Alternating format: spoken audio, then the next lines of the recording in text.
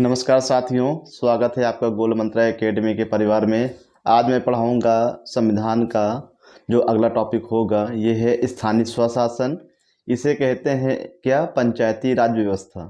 तो पंचायती राज व्यवस्था या फिर स्थानीय स्वशासन ये ग्रामीण क्षेत्र में भी होते हैं और शहरी क्षेत्र में भी होते हैं, तो उनकी हम चर्चा करेंगे।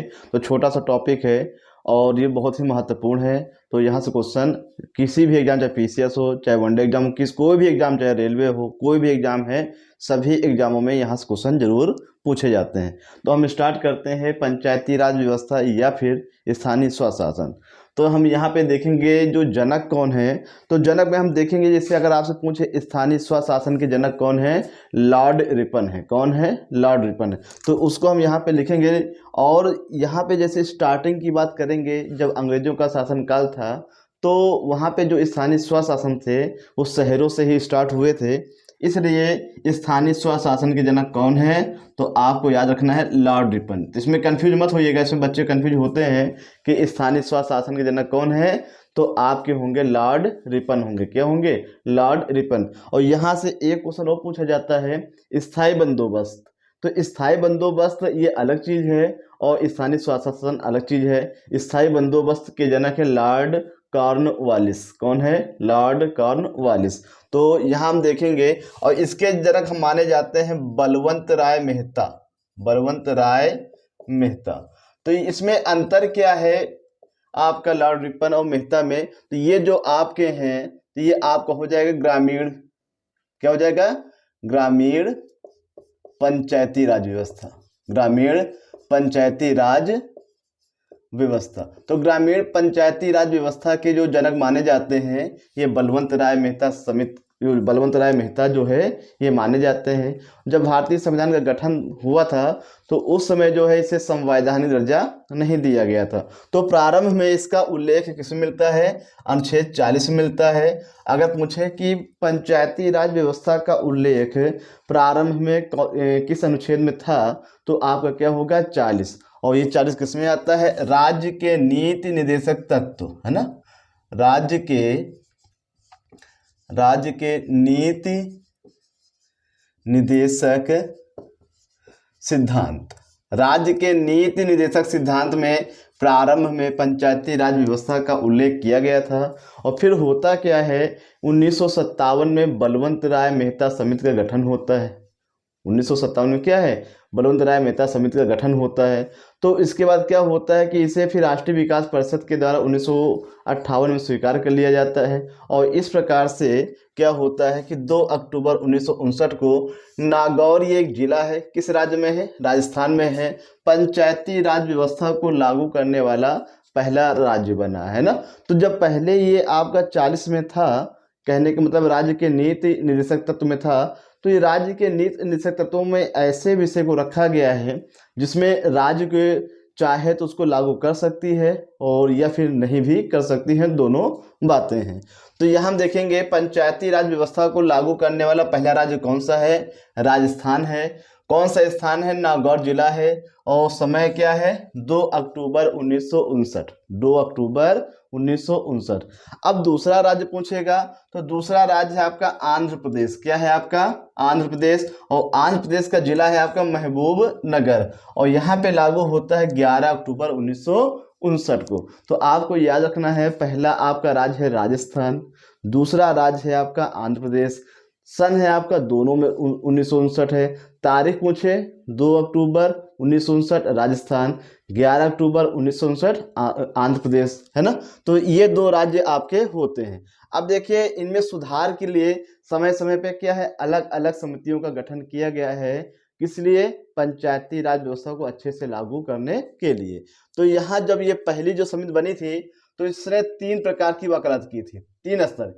एक आपका था ग्राम स्तर, एक आपका था ब्लॉक स्तर और एक आप था जिला स्तर। क्वेश्चन ये भी आता है कि बलवंत राय मेहता समिति ने जो पंचायती राज व्यवस्था को लागू करने की जो एक कमेटी बनी थी, तो किस प्रकार वकालत की थी? त्रिस्तरीय। क्या होगा? त्रिस्तरीय। और त्रिस्तरीय का मतलब होता है ग्राम स्तर पे, ब्लॉक स्तर पे और जिला स्तर पे। ग्राम स्तर, ब्लॉक स्तर और जिला स्तर। लेकिन जब ये अशोक मेहता समिति आते हैं तो ये क्या करते हैं, तो ये करते हैं ग्राम और जिला। तो ये क्या करते हैं, तो इन्होंने ब्लॉक वाला सिस्टम क्या करते हैं, ये हटा देते हैं। ब्लॉक वाला जो सिस्टम होता है तो अशोक मेहता समिति में ये हटा दिया जाता है। और ये 1977 में क्या जनता पार्टी की सरकार होती है, तो उसी समय क्या है ये लाई जाती है। और लास्ट में से क्या है, अस्वीकार कर दिया जाता है। क्या कर दिया जाता है, अस्वीकार कर दिया जाता है। और इसे क्या किया जाता है, इसे स्वीकार किया जाता है। जो मुख्य रूप से आपकी 4 समितियां हैं, तो इन चारों समितियों में अशोक मेहता समिति को अस्वीकार कर दिया जाता है, बाकी तीनों को क्या है, स्वीकार कर लिया जाता है ना। आगे देखेंगे जीवी राव समिति, इसका गठन 1985 में हुआ। और इसमें यह बताया गया है कि प्रत्येक 5 वर्ष में, प्रत्येक 5 वर्ष में, तो प्रत्येक जो 5 वर्ष में क्या होना चाहिए, यहाँ पे चुनाव होने चाहिए। किसके, पंचायत के चुनाव होने चाहिए। अगर हम यहाँ से पूछे कि यहाँ पे लड़ने की जो मतलब कि पंचायत के चुनाव लड़ने की उम्र कितनी होनी चाहिए, तो लोग करते हैं क्या, लोकसभा में और विधानसभा में वहाँ पे 25 साल होती है, तो यहाँ पे 25 लगा देते हैं, जबकि ऐसा नहीं है। तो यहाँ आपको याद रखना है कि 21 वर्ष होती है। कितनी होती है, 21 वर्ष होती है। अब हम देखेंगे सबसे आपका इंपॉर्टेंट है 1946, है ना। तो 1946 में LM सिंघवी समिति, लक्ष्मीमल सिंघवी समिति, है ना। तो लक्ष्मीमल सिंघवी समिति ये इसलिए इंपॉर्टेंट है क्योंकि इसी समिति के सुझाव पर ही पंचायती राज व्यवस्था को संवैधानिक दर्जा दिया गया। कौन सा दर्जा दिया गया है, संवैधानिक दर्जा।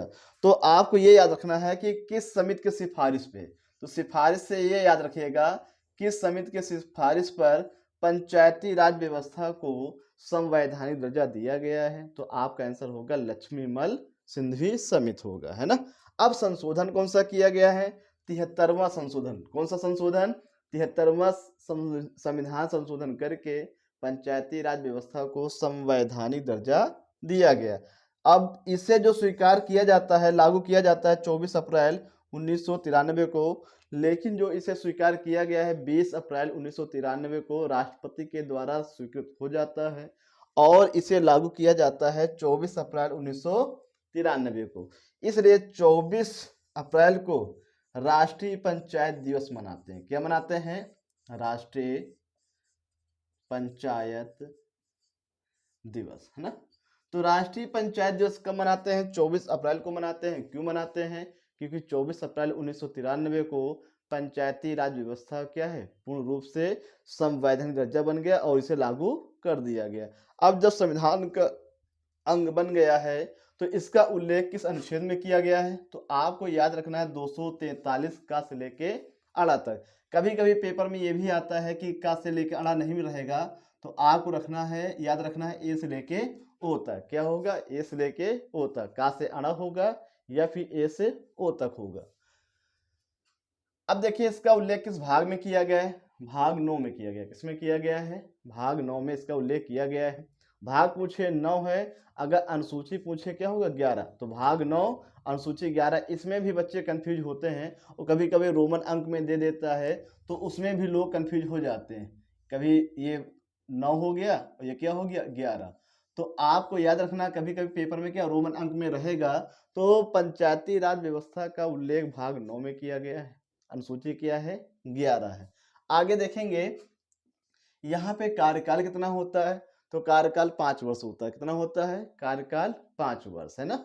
और न्यूनतम आयु, कहने का मतलब पंचायत के चुनाव लड़ने के लिए कम से कम कितनी उम्र होनी चाहिए, तो आपका आंसर क्या होगा 21 वर्ष। क्या होगा 21 वर्ष, है ना। तो विघटन की स्थिति में, अगला पॉइंट क्या है, विघटन की स्थिति में 6 माह के अंदर, 6 माह के अंदर, 6 माह के अंदर जो है पंचायत के चुनाव हो जाने चाहिए। अगर क्वेश्चन ये पूछे कि पंचायत के चुनाव किसी भी कारण से क्या विघटित हो जाते हैं, तो ऐसी कंडीशन में 6 माह के अंदर हो जाने चाहिए। और जैसे हम कहते हैं पंचायत के चुनाव की जिम्मेदारी किसके पास होती है, तो राज्य निर्वाचन आयोग। किसके पास, राज्य निर्वाचन आयोग। तो राज्य निर्वाचन आयोग क्या करता है, ये पंचायत के चुनाव की जिम्मेदारी लेता है और वही क्या करवाता है, चुनाव करवाता है। जबकि इससे लोकसभा है, विधानसभा है, राष्ट्रपति हैं, तो इनके जो आपके चुनाव करवाए जाते हैं वो होते हैं केंद्र की निर्वाचन आयोग, जिसके वर्तमान समय में अध्यक्ष कौन है? तो आपके हैं सुशील चंद्रा। कौन है? सुशील चंद्रा, वो आपका केंद्र का है। तो लेकिन पंचायत के जो चुनाव होते हैं तो इनकी जिम्मेदारी जो है क्या कहते हैं, कौन करता है? ये राज्य का निर्वाचन आयोग करता है ना। आगे देखेंगे। अब देखिए पंचायत जैसे चुनाव हो, वो पंचायती राज व्यवस्था है, तो यहाँ पे क्या सरकार के द्वारा पैसा आएगा, तो गाँवों में शहरों में विकास होगा। तो यहाँ पे कोई एक संस्था बनेगी, वित्त आयोग। क्या होगा? राज्य वित्त आयोग। तो राज्य वित्त आयोग ही क्या करता है? तो इसे क्या करता है, यहाँ पे पैसा जो है यहाँ पे इसी के माध्यम से सरकार क्या करती है? पैसा पारित, वो पैसा भेजती है किसके पास? पंचायती राज व्यवस्था में। और राज्य वित्त आयोग जो होता है, इसके अध्यक्ष की नियुक्ति कौन करता है? राज्यपाल करता है। कौन करता है? राज्यपाल करता है। अगर हम केंद्र की क्या कहते हैं वित्त आयोग की बात करें, तो वहां पे क्या होगा? वहां पे वित्त आयोग होगा, उसका उल्लेख 280 में है। अनुच्छेद क्या है? 280 में है। और वहां पे अध्यक्ष एवं सदस्यों की नियुक्ति कौन करता है? राष्ट्रपति करता है। कौन करता है? राष्ट्रपति करता है। तो आपका एक अध्यक्ष होता है, 4 क्या होते हैं? सदस्य। और वर्तमान समय में अध्यक्ष कौन है? एन.के. सिंह, नंद किशोर सिंह। कौन है? ये केंद्र की जो वित्त आयोग है उसके अध्यक्ष है। लेकिन राज्य की जो पंचायती राज व्यवस्था है, तो केंद्र से नहीं मतलब है। तो यहाँ पे राज्य के जो वित्त आयोग होंगे, तो उन्हीं के द्वारा क्या है? राज्यपाल जो है इनकी नियुक्ति करता है, और इसी के माध्यम से क्या पैसे भेजे जाते हैं। तो इसका जो राज्यपाल करता है, क्या करता है? राज्य वित्त आयोग के अध्यक्ष एवं सदस्यों की नियुक्ति कौन करता है? राज्यपाल करता है ना। आगे हम देखें कुल विषय कितने शामिल हैं, तो 29 विषय शामिल हैं। ये आपके पेट के पेपर में आ चुका है कि पंचायती राज व्यवस्था में कुल कितने विषय हैं? 29 हैं। लेकिन अगर हम यहाँ पे बात करें शहरी स्थानीय स्वशासन, जो शहर नगर प्रशासन, इसको हम नगर प्रशासन भी कह सकते हैं। क्या कह सकते हैं? नगर प्रशासन। तो नगर प्रशासन में आपके 18 विषय हैं, और पंचायती राज व्यवस्था में कितने हैं?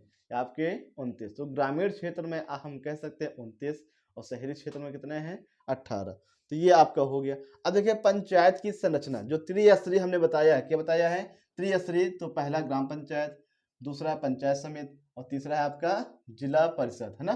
तो यहाँ पे जैसे प्रधान वगैरह बनते हैं, और यहाँ पे ब्लॉक प्रमुख बनते हैं। देखिए यहाँ पे लिखा मुखिया, है ना। यहाँ पे क्या? प्रमुख। और यहाँ पे जो हेड होंगे वो क्या होंगे? अध्यक्ष होंगे। इनका चुनाव होता है प्रत्यक्ष रूप से, जबकि पंचायत समिति होते हैं ये अप्रत्यक्ष रूप से, और यहाँ पे क्या होता है? अप्रत्यक्ष रूप से। अब देखिए इसका क्या है, तो कहने को पैसा आपका यहाँ आता है, यहाँ से फिर यहाँ आएगा, यहाँ से क्या है? यहाँ पे आता है। तो कहने तो एक आपके क्या है, मतलब एक लिंक बनी हुई है, उसी के माध्यम से पैसा आता है। और ये क्या करता है? ये मीडिएटर का कार्य करता है ना। आगे हम देखेंगे शहरी स्थानीय स्वशासन। तो इसके जनक कौन है? आपके लॉर्ड रिपन है। कौन है? लॉर्ड रिपन है। और जो ग्रामीण क्षेत्र की जो पंचायती राज व्यवस्था, उसके जनक कौन है? बलवंत राय मेहता समिति है। यहाँ हम देखेंगे 74वें संविधान संशोधन के तहत शहरी स्थानीय स्वशासन को क्या दिया गया है? संवैधानिक दर्जा दिया गया है ना। 74वें, वो 73 है, और ये क्या है? 74 है। इसे नगर प्रशासन भी कहते हैं। क्या कहते हैं? नगर प्रशासन, या फिर नगर पालिका कहते हैं ना। और इसका उल्लेख संविधान के किस भाग में किया गया है? 9 में किया गया। किसमें किया गया है? 9 में किया गया है। अनुसूची क्या है? तो अनुसूची 12। तो सेम उसी तरह है, भाग वहां 9 है, यहाँ 9 है। वहां पे अनुसूची क्या है? आपकी 11 है, यहाँ पे क्या है? 12 है। अनुच्छेद क्या है? 243 ता से लेके या छ तक, है ना। ता से लेके या छ तक ये अनुच्छेद का उल्लेख किया गया है। और कुल विषय कितने हैं? आपके 18। कुल विषय कितने हैं? 18 हैं। तो कुल विषय आपके कितने हैं? ये 18 कुल विषय हैं। और स्थानीय स्वशासन के जनक कौन है? Lord Ripon. थोड़ा लॉर्ड रिपन और बलवंत राय मेहता समिति में कंफ्यूजन जो है, इसको याद रखिएगा। स्थानीय स्वशासन के जनक लॉर्ड रिपन है, लेकिन जो ग्रामीण पंचायती राज व्यवस्था है ग्राम स्तर पे, इसके जो जनक है कौन है? आपके बलवंत राय मेहता समिति है। कौन है? बलवंत राय। बलवंत राय। तो इन्हीं के नाम से क्या है, पहली समिति बनी है। कब? 1957 में। और राष्ट्रीय विकास परिषद के द्वारा उसे क्या 1958 में स्वीकार किया गया है। और 2 अक्टूबर 1959 को नागौर जिले से क्या है, पंचायती राज व्यवस्था को लागू कर दिया गया है। तो इस प्रकार से ये आपका टॉपिक समाप्त होता है, और बहुत ही बढ़िया टॉपिक है। इसको 2 से 3 बार देखने के बाद क्या स्क्रीनशॉट करके आपके अच्छे से नोट्स बनाइए। दावा करते हैं कि आपको बहुत ही आसानी से याद हो जाएगा, है ना। तो चलते चलते आज के जो सवाल है, 2 क्वेश्चन आपको बताने हैं। सत्य शोधक समाज की स्थापना कब और किसने की है? और गुलामगिरी एक पुस्तक है, इसकी रचना किसने की? तो 2 क्वेश्चन का जवाब आपको कमेंट सेक्शन में लिख के बताना है। फिर से सुन लीजिए, सत्य शोधक समाज की स्थापना कब और किसने की? कब और किसने की? दूसरा क्वेश्चन है आपका कि गुलामगिरी पुस्तक ये किसकी है? तो 2 क्वेश्चन का जवाब आप लोग कमेंट सेक्शन में लिख के बताएंगे। जय हिंद, जय भारत।